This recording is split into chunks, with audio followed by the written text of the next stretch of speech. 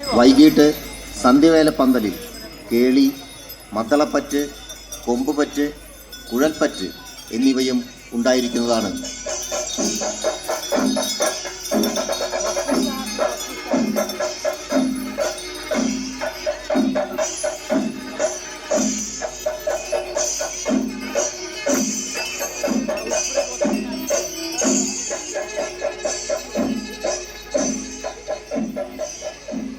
തിരുവുത്സവ ആഘോഷത്തിന്റെ നടത്തിപ്പിലേക്ക് എല്ലാ ഭക്തജനങ്ങളും ഉദാരമായി സംഭാവനകൾ നൽകണമെന്ന് അഭ്യർത്ഥിക്കുന്നു. സംഗമേശ പ്രീതിക്കായി നാണയപ്പറ, നെൽപ്പറ, അവിൽപ്പറ, മലർപ്പറ, പൂപ്പറ, അരിപ്പറ, അയമ്പറ എന്നിവ സമർപ്പിക്കുവാനുള്ള സൗകര്യം കിഴക്കേ നടപ്പുരയിൽ ദേവസ്വം ഒരുക്കിയിട്ടുണ്ട്.